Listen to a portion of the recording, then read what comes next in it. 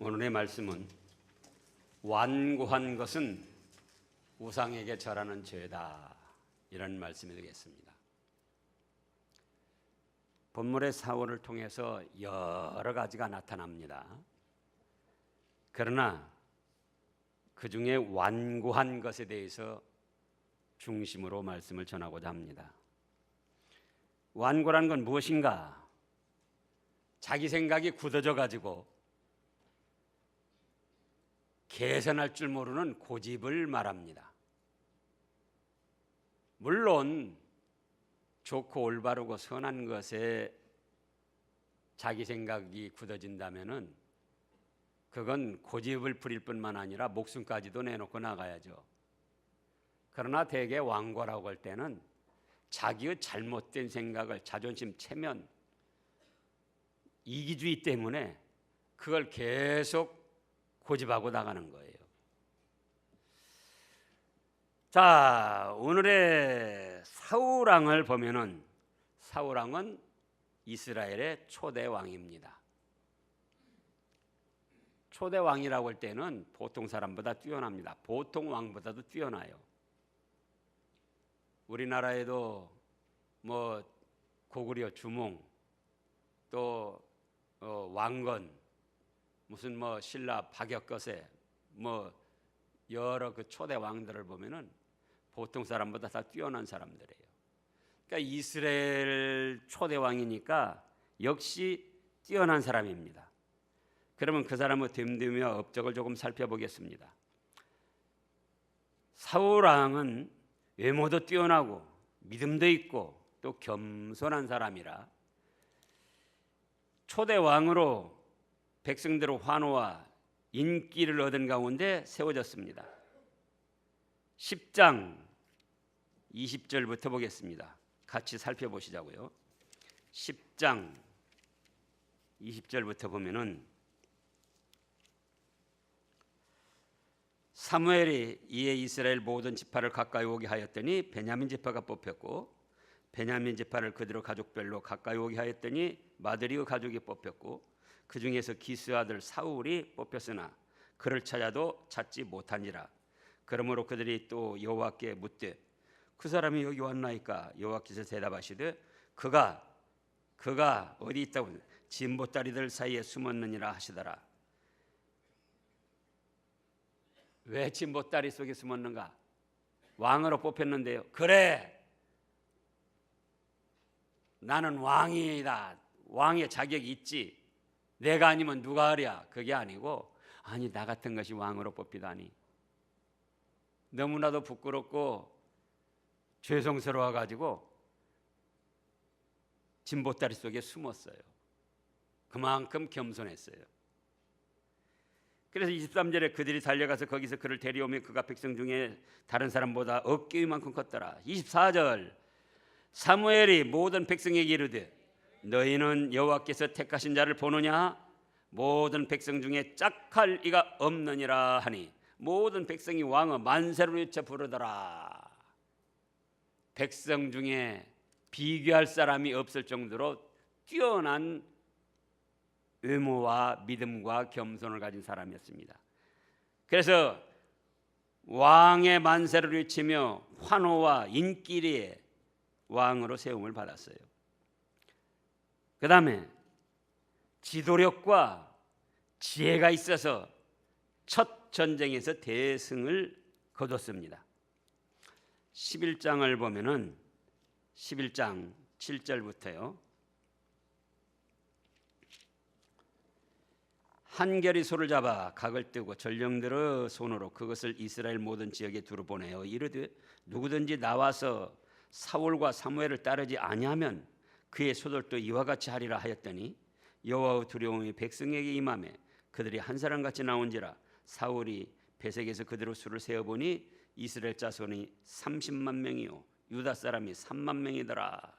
자, 왕이 된 지 얼마 안 됐습니다. 지금 말하자면 어떤 조직도 갖춰지지 않고 그냥 이 백성들끼리 살다가 이제 하나님의 종 선지자들이 인도하고 제사장이 인도하고 그랬죠.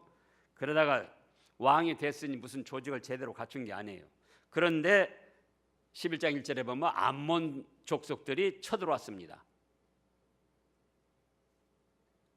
왕이 된 지 뭐 1년여 남짓, 조직이나 군대도 갖춰지지 않았는데 암몬 족속이 쳐들어왔단 말이에요. 그런 이제 큰일입니다. 그런데 어떻게 했습니까?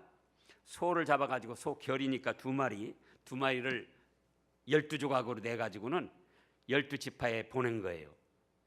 그러면서 뭐라고 했느냐? 사울 왕이고 사무엘 선지자를 따르지 아니하면은 너희들의 소를 이같이 다 각을 떼서 멸해버릴 것이다. 그러니까 각 지파에서 아니 우리가 안 가면 우리 소를 다 이렇게 각을 떼서 없애버리겠다고? 아니지, 가야지. 또 하나님이 두려움을 주셔가지고는 사울과 사무엘을 따라서 그것으로 인해서 33만 명이 모였어요. 그래서 이 첫 전쟁에서 대승리를 거뒀습니다. 그러니까는 아무 조직도 없이 지금 뭐 방송도 없이 전화도 없이 이스라엘 12지파를 모아야 되는데 어떻게 모으냐 말이에요. 근데 지혜가 있어가지고 소를 잡아서 그렇게 각을 떠가지고 이 조각처럼 낼 것이다. 안 오면은 또 그런 지혜, 그런 또 33만 명을 모아가지고 용병수를 써가지고는 대승리를 한 그 리더십, 이런 것이 있었던 사람이다. 그 다음에 멸시하는 자들에게는 또 아량을 베푸는 너그러움도 있었어요. 지금 11장 12절을 보면은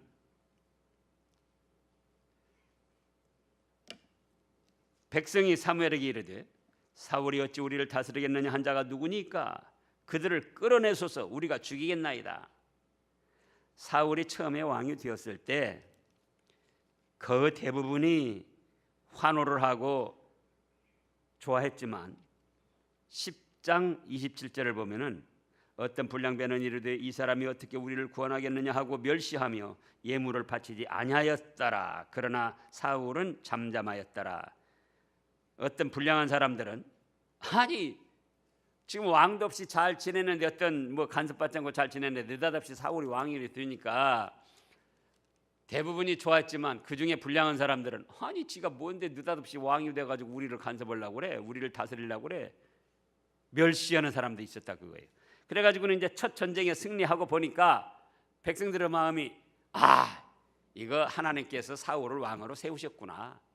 그런데 그 사울이 왕이 됐을 때 멸시한 사람들 누구냐? 그들을 잡아 죽이자 그런 거예요 지금. 그런데 13절에 보면은 지금 11장 13절이요. 사울이 이르되 이날에는 사람을 죽이지 못하리니 여호와께서 오늘 이스라엘 중에 구원을 베푸셨습니다. 아니 하나님이 기뻐하셔서 우리를 대승리를 거두겠는데 이런 때 우리가 나를 좀 멸시했다고 그런 사람들을 벌하면 되겠느냐. 그래서 너그러움도 보였다 그겁니다. 그 다음에 안타깝게도 교만한 가운데 조급하여지고 월권을 행하게 됐습니다. 이제 13장 8절부터 보면은요. 13장 지금 주커니 사울의 그 됨됨이 업적은 무엇인가 살펴보는 거예요. 13장 8절부터 보면은 사울은 사무엘이 정한 기한대로 이레 동안을 기다렸으나 사무엘이 길갈로 오지 아니하매 백성이 사울에게서 흩어지는지라. 사울이 이르되 번제와 화목제물을 이리로 가져오라 하여 번제를 드렸더니 번제를 드리기를 마치자 사무엘이 온지라. 사울이 나가 맞으며 문안하매 사무엘은 하나님의 종 선지자입니다. 사무엘이 이르되 왕이 행하신 것이 무엇이냐 하니 사울이 백성은 내게서 흩어지고 당신은 정한 날에 오지 아니하고 블레셋 사람은 믹마스에서 모였으므로 내가 보았으므로 이에 내가 이르기를 블레셋 사람이 나를 치러 길갈로 내려오기건을 내가 여호와께 은혜를 간구하지 못하였다 하고 부득이하여 번제를 드렸나이다 하니라. 사무엘이 사울에게 이르되 왕이 망령되이 행하였도다. 왕이 왕 하나님 여호와께서 왕에게 내리신 명령을 지키지 아니하였도다. 그리하셨더라면 여호와께서 이스라엘 위에 왕의 나라를 영원히 세우셨을 것이거늘 지금은 왕의 나라가 길지 못할 것이라. 여호와께서 왕에게 명령하신 바를 왕이 지키지 아니하였으므로 여호와께서 그의 마음에 맞는 사람을 구하여 여호와께서 그를 그의 백성의 지도자로 삼으실 것입니다. 내용은 무엇이냐면 이제는 블레셋 사람들이 쳐들어왔어요. 지금 팔레스타인 해방 전선을 말합니다. 근데 그들이 얼마나 많이 몰려왔는거니 13장 5절을 보면은 블레셋 사람이 이스라엘과 싸우려고 모였는데 병거가 3만이요 마병이 6천 명이요 백성은 해변의 모래같이 많더라. 병거면 오늘날 탱크 같은 겁니다. 근데 이스라엘은 지금 마차가 없어요. 병거가. 또 마병, 말탄 정예군이 6천 명이에요. 거기다가 해변의 모래같이 수를 할 수 없는 많은 블레셋 군대가 몰려왔습니다. 근데 사무엘 선지자가 뭐라고 나오니 7일간만 기다려 보시오. 그래가지고 7일을 기다렸는데 아니 백성들이 슬슬 도망가는 거예요. 사울왕하고 함께 있던 백성들이. 왜? 병거 3만에다가 마병 6천에다가 수를 할 수 없이 해변의 모래처럼 많은 지금 적군들이 와서 포위를 하는데, 그리고 하나님의 뜻을 알려줄 사무엘 선지자는 지금 7일이 됐는데 오지를 않는 거예요. 그럼 7일간 기다리라 했으니까 7일을 온전히 기다렸어야 되는데 7일째 되는 날 아침부터 마음이 조급해진 거예요. 아이고 저 이러다가 백성들은 더 흩어지고 또 저 팔레스타인 적군들이 침략을 하면 이건 꼼짝없이 당하는 거 아닌가. 또 사무엘 선지자도 오지 않고 내가 번제를 드려가지고 하나님 앞에 제사를 드려서 하나님의 뜻을 알아봐야겠다. 조급한 나머지 왕으로서는 할 수 없는 일, 제사장과 선지자만이 할 수 있는 번제를 자기가 드린 거예요. 근데 번제가 끝나니까 누가 왔습니까? 사무엘 선지자가 온 거예요.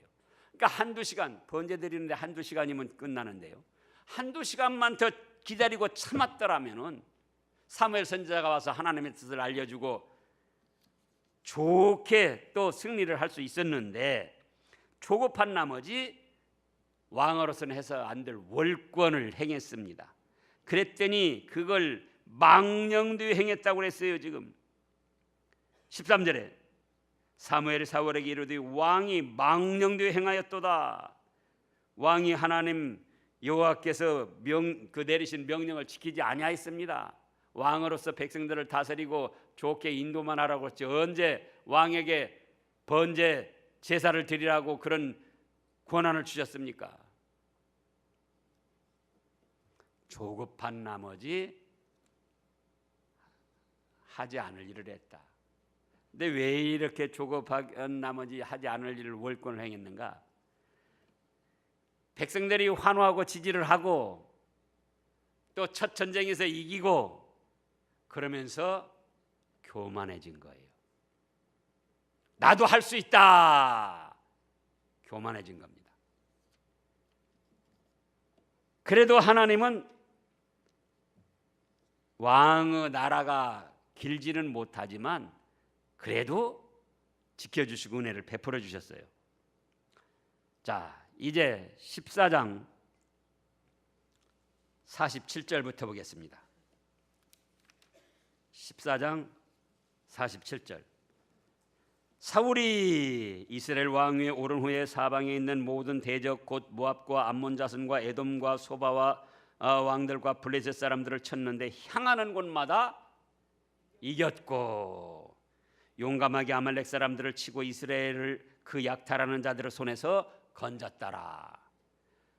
그래도 하나님이 불쌍히 여기고 붙들어 주셔서 왕으로서 적군들을 다 물리치고 이스라엘 나라를 견고하게 세워 나가도록 은혜를 베풀어 주셨습니다. 그러다가 이제 오늘 15장에 온 거예요. 15장에 와서 뭐라고 하십니까? 1절에 보면은 사무엘이 사울에게 이르되 여호와께서 나를 보내어 왕에게 기름을 부어 그의 백성 이스라엘 위에 왕으로 삼으셨은즉 이제 왕은 여호와의 말씀을 들으소서.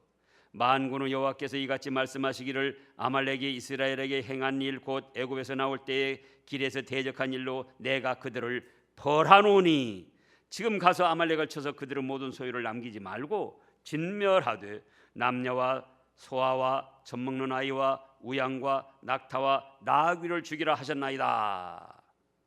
이제는 아말렉을 진멸하라는 거예요. 진멸이란 뭐냐? 남자든 여자든 남녀노소 불문하고 또 가축, 나귀든지 우양이든지 낙타든지 아말렉에 속한 건 다 죽이라는 거예요. 왜냐? 이스라엘 백성들이 애굽에서 종살이 하다가 적과 꾸려는 가나안 목지를 향해 가는데 중간에서 광야 생활할 때 아말렉 족속이 나와가지고 그 길을 가로막고는 이스라엘 백성들을 쳤습니다. 그래가지고 그때 이스라엘 백성들이 많은 해를 입고 많은 고통을 당했어요. 그러나 이집트에서 애굽에서 종살이하다가 나와서 뭐 군대도 없고 아주 또 가나안 땅을 가야 하기 때문에 그들을 대항해서 싸울 수가 없이 그냥 손해를 보고는 이제 가나안 땅으로 왔던 거예요. 근데 이제는 왕이 세워지고 나라가 반석 위에 서고 제법 모든 것이 갖추어졌다 그겁니다. 그러니까 하나님께서 이제는 그렇다면 예전에 아말렉 원수를 치라 그러신 거예요. 그래서 이제 또 사울 왕이 군대를 모았는데 21만 명이 모아졌어요. 그래가지고 21만 명을 모아가지고는 이제는 아말렉을 치러 갔습니다. 4절 사울이 백성을 소집하고 그들을 들라임에서 세어보니 보병이 20만 명이요 유다 사람이 10,000명이라. 그래서 21만 명을 모아가지고는 아말렉을 치러 갔어요. 아말렉을 치는데 대승을 거뒀습니다. 하나님의 명령을 따라서 하나님의 말씀대로 나가서 싸우니까 하나님께서 이기도록 하셔가지고 대승을 거뒀는데 그래서 이제 의기양양해서 돌아왔어요. 근데 사무엘 선지자가 와서 수고했다, 잘했다 칭찬하기는커녕 오늘 말씀에서 죄를 지고 악한 일을 했다고 책망을 하는 거예요. 왜 그랬을까? 자, 지금 17절을 보면은 사무엘이 이르되 왕으로 스스로 작게 여길 그때 이스라엘 지파의 머리가 되지 아니하셨나이까? 여호와께서 왕에게 기름 부어 이스라엘 왕으로 삼으시고 또 여호와께서 왕을 길로 보내심에 이르시기를 가서 주인 아말렉 사람을 진멸하되 다 없어지기까지 치라 하셨거늘 19절 어찌하여 왕이 여호와의 목소리를 청종하지 아니하고 탈취하기에만 급하여 여호와께서 악하게 여기시는 일을 행하였습니까? 대승을 거두어가지고는 전리품을 거두어가지고 의기양양해서 돌아왔는데 수고했다고 잘했다고 칭찬하기는커녕 하나님 목소리를 청종치 않고 탈취하기에만 욕심을 가지고 탈취하기에만 급급해가지고는 악한 일을 행했다고 지금 책망을 하는 거예요. 여기서 사울이 잘못한 거 첫째, 하나님의 말씀을 청종하지 않고 거역했습니다. 하나님의 말씀대로 했는데 하나님의 말씀은 아말렉에 속한 것은 사람이든지 짐승이든지 가축이든지 다 없애버리라는 거예요. 그만큼 아말렉이 과거에 이스라엘 백성들을 괴롭히고 해를 입혔다는 겁니다. 그래서 내가 벌하려고 한다 그랬잖아요. 근데 가서 딱 보니까 너무나도 좋은 것들이 많아요. 소도 그렇고 양도 그렇고 낙타도 그렇고 사람도 그렇고 아니 이 좋은 거를 우리가 이미 이겼는데 다 죽여 없애버리면 뭔가? 이것들을 데려다가 하나님께 제물로도 바치고 우리 백성들이 또 우리 왕궁에서 쓰면은 얼마나 여유롭고 좋게 될 것인가? 이거 죽여버리는 거는 이건 좋은 방법이 아니야. 그래서 자기의 인간적인 생각을 더 지혜롭게 여기고 욕심에 의해서 탈취하게만 급급했다 그랬잖아요. 좋은 걸 막 모으는 데만 급급해가지고는 그것들을 데려왔다 그거예요. 그러니까 하나님의 말씀대로 순종은 같았지만은 결국은 좋은 것을 골라서 가져와서 자기 욕심에 의해서 그렇게 한 것이기 때문에 그거는 하나님의 말씀을 들을 청 따를 종 그래서 청종이라고 그래요. 들지도 않고 따르지도 않았다. 그래서 하나님의 말씀을 거역하고 악한 일을 행했다.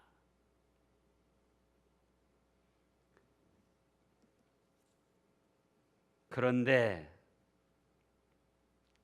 거기서 끝난 것이 아닙니다.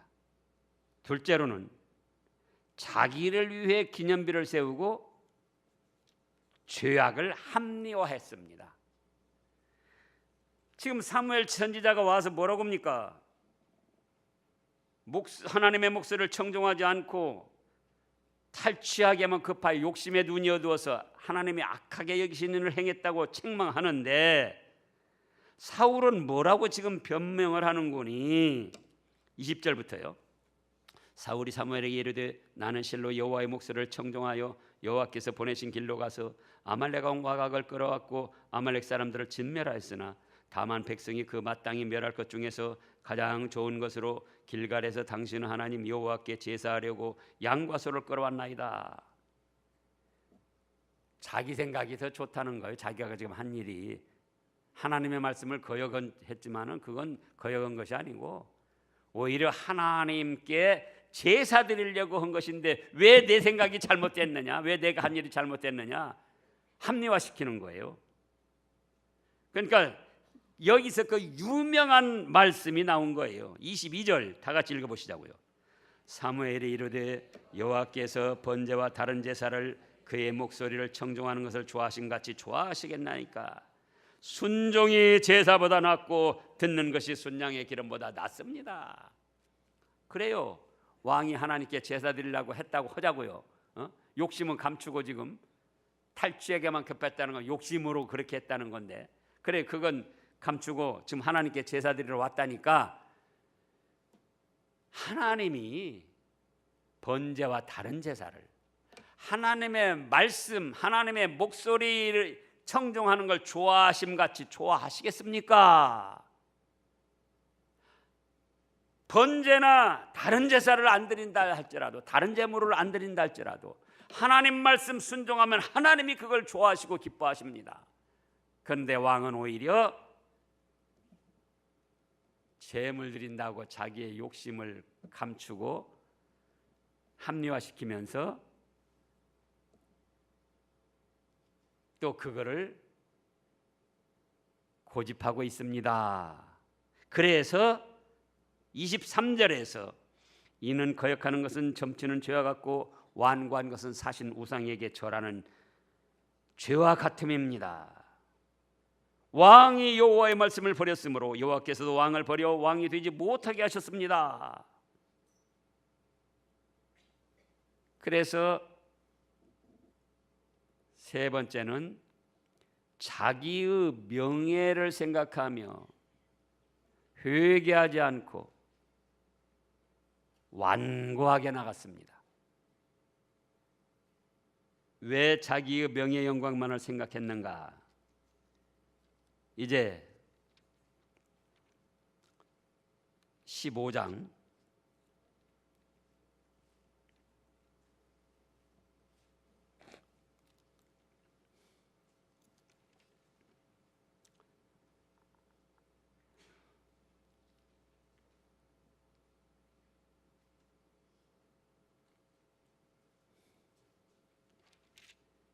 15장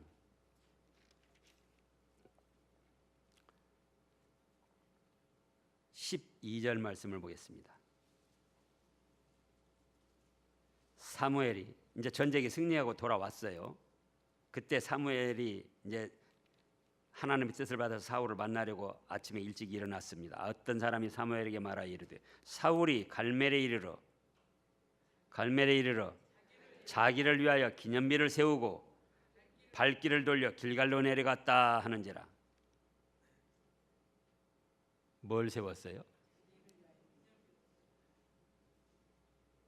자기 생각에는 전쟁에 지금 승리를 거뒀다. 팔레스타인 사람들 다 무찔렀다. 그리고 내가 더 지혜롭게 생각해서 죽여 없애야 할 것. 또 아말렉을 다 무찔렀다. 여러 전쟁에 승리를 했다. 그리고 살지고 좋은 것으로 다 가두어온 건데 이거는 내 생각이 더 지혜롭고 잘한 생각이다. 그러면 마땅히 나의 업적을 기리기 위하여 기념비를 하나 세워야지. 그리고는 기념비를 세웠던 거예요. 근데 사무엘 선지자는 와서 뭐라고 했어요?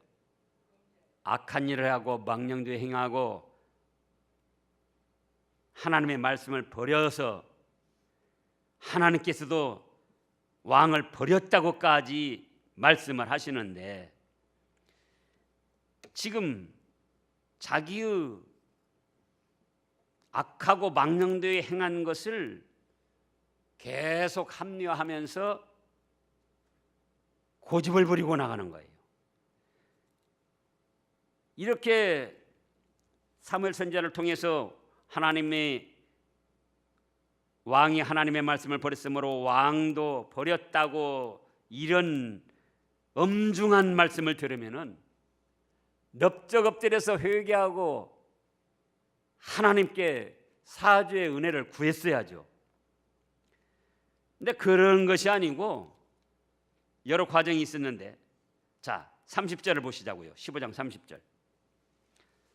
사울이 이르되 내가 범죄하였을지라도 이제 청하옵나니 내 백성의 장로들 앞과 이스라엘 앞에서 나를 높이사 나와 함께 돌아가서 내가 당신 하나님 여호와께 경배하게 하소서.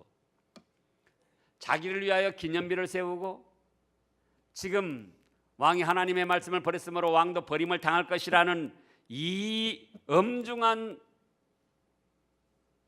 심판의 말씀, 책망의 말씀을 들으면서도 회개할 생각은 않고 그 자기의 행한 일을 계속 고집하면서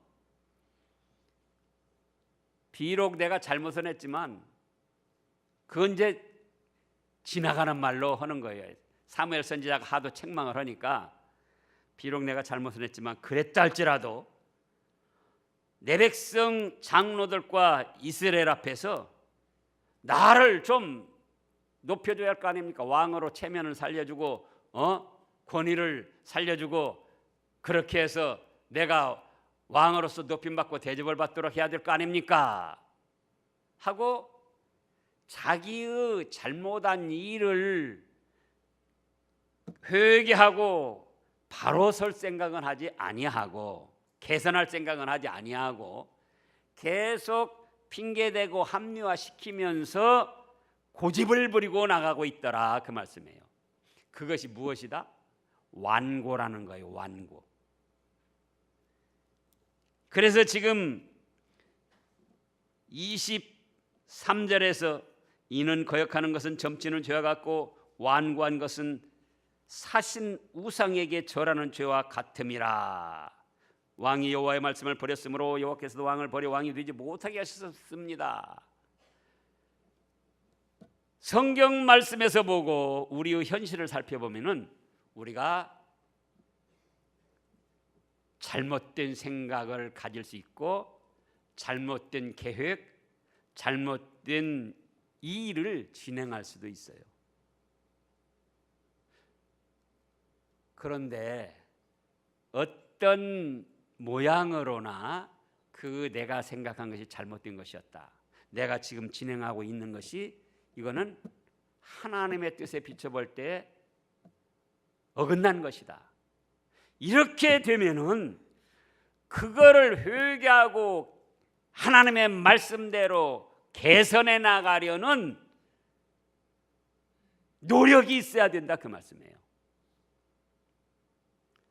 그런데 처음에는 겸손하고 백성 중에 짝할 리가 없이 뛰어난 사람, 모든 백성들이 환호하며 인기리의 왕의 권세를 누렸는데 하나님께서도 또 불쌍히 여기셔서 전쟁마다 이기게 하고 높여주셨는데 그렇게 잘 되니까 점점 어째요?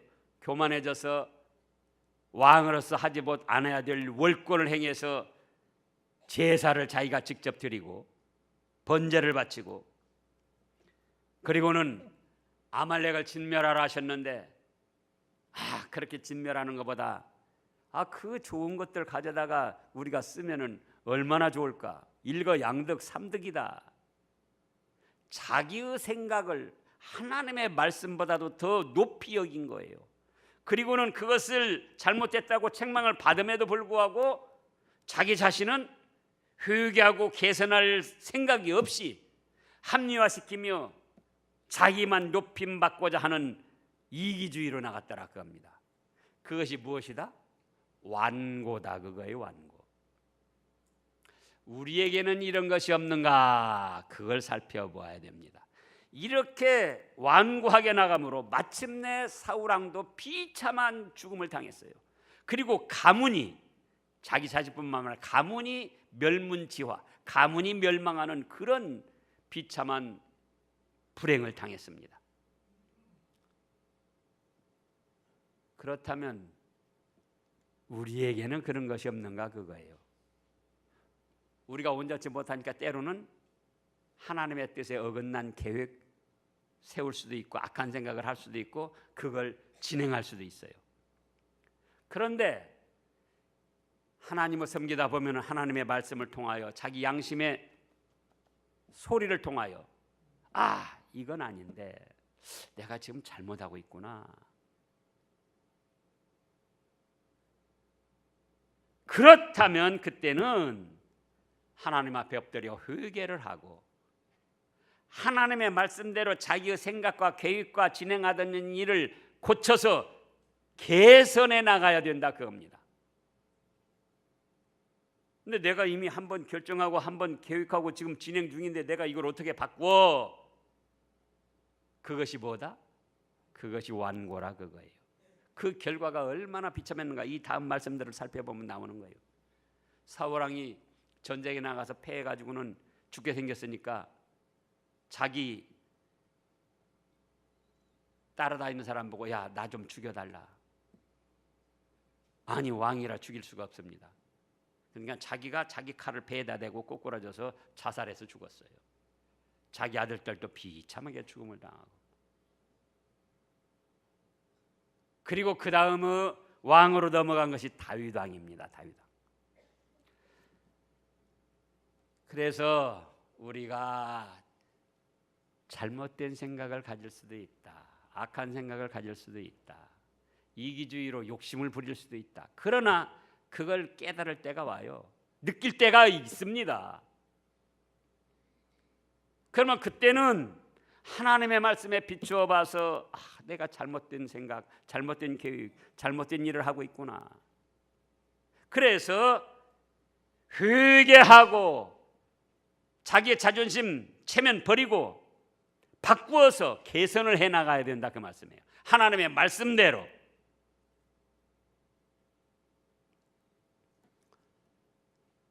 지금 문재인 대통령이 처음에 대통령 돼가지고 얼마나 많은 지지를 받았습니까? 80%, 90%대까지. 근데 지금은 48%, 또 이번에 이제 어젠가 뭐 이제 또 해서 이제 내일 발표할 거예요. 더 떨어질 거예요. 앞으로 더 떨어질 겁니다. 왜 그런가? 뭐 그걸 논할 수는 없지만 다 지금 북한, 미국, 남한에서 너무 앞서 나가고 있어요. 제가 지난번에 한번 말했는데 조급해가지고는 자기 어떤 기념비적 업적을 만들려고 내가 주도해서 이렇게 했다 그래가지고 너무 앞서 나가고 있다. 근데 미국이 움직이지 않으면은 헛수고만 하는 거예요. 근데 미국은 누구를 보고 움직여야 되냐? 북한을 보고 움직이는 거예요. 북한. 제가 그러잖아요. 공산당 사상이 그렇게 쉽게 변하는 게 아니다. 지금 핵 포기하기로 했으면 다 드러내놓고 우리 핵이 이것입니다 하면은 진작에 지금 해결이 된 거예요. 거짓말을 누가 더 잘하는가? 북한하고 미국하고 거짓말 누가 잘합니까? 북한이 더 잘하는 거예요. 그러니까 북한서 드러내놓으면 미국에서는 세계 여론이 있기 때문에 북한에 해주기로 한 것 변경할 수가 없는 거예요. 근데 북한에서 자꾸 숨기고 감추고 안 내놓으려고 하는 거. 그러면서도 뭐 지원만 받아서 임시 어떻게 방편으로 해나가려고. 그러니까는 북한 문제에 있어서 조급하게 지금 막 뭐 무슨 철도 연결어주고 막 그러면서 장밋빛 무슨 이야기를 하는데 제가 볼 때는 헛수고입니다. 조급해서 앞서 나가면 안 돼. 미국하고 북한하고 뒤어지는 과정에서 우리는 중간에 적절하게 조화를 이루면서 따라가야 되는데, 그 다음에 소득주도 성장, 저임금 이제 올려서 하는 거, 그것 때문에 경제가 지금 어렵고 그것 때문에 지지가 자꾸 떨어지는데요. 지금 많은 사람들이 그 잘못된 것이라고 얘기를 하고 있고 실제로 지금 경제적으로 어려움이 나타나고 있잖아요. 소득주도 성장에서 대기업이나 노조에 가입한 사람들은 이미 우리나라에서 최상의 대우들을 받고 있는 거예요.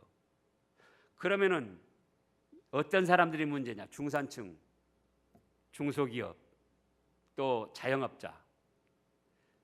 그런데 한꺼번에 저소득 임금을 올리니까 경기가 좋아서 그만큼 살아나는 것이 아니고, 실제로 여러분들이 뉴스에서 봤을 거예요.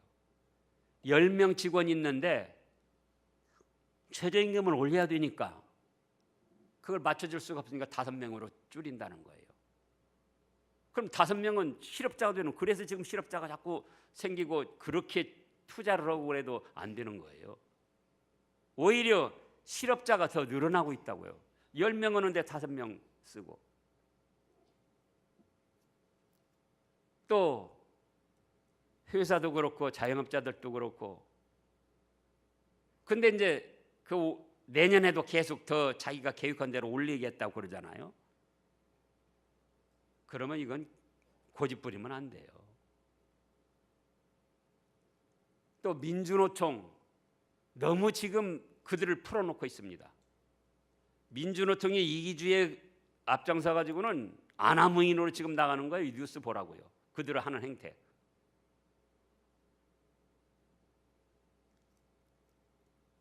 또 아까 장로님 사학 유치원 했는데,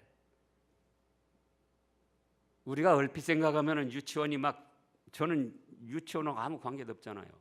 뭐 굉장히 잘못한 것처럼 생각하는데, 그들이 유치원을 세운 땅하고 건물을 그들이 돈 투자해서 한 거예요.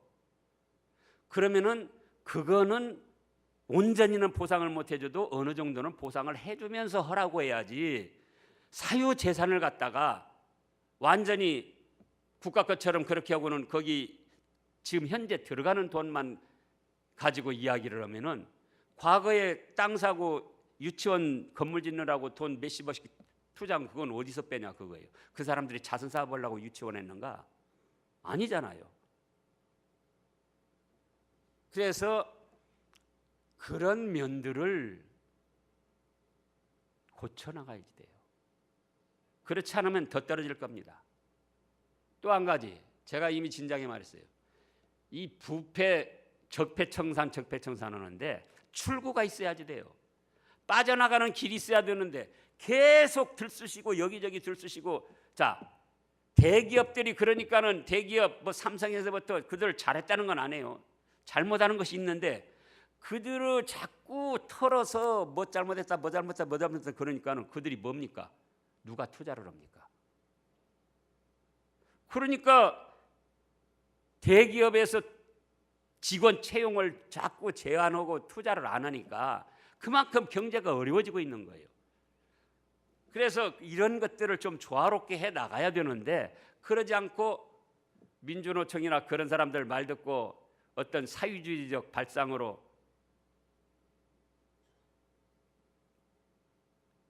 김정일이 EBS에서 김정일이 퍼즐을 이쁘게 만들어 가지고 그거를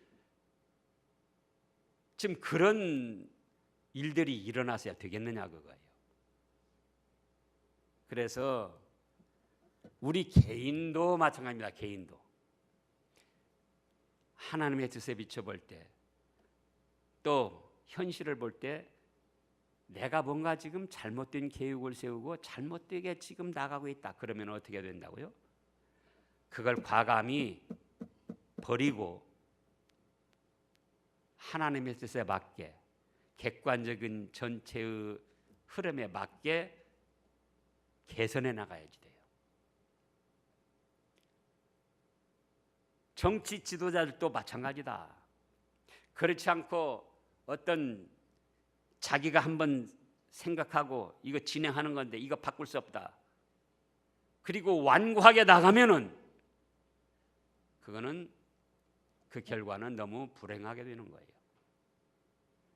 그래서 우리가 이 말씀을 통해서 이걸 깨달아야 된다. 완고하지 말자. 그래야 하나님께서도 기뻐하시고 사람들에게도 좋은 영향력을 끼치고 우리 자신도 복을 받습니다.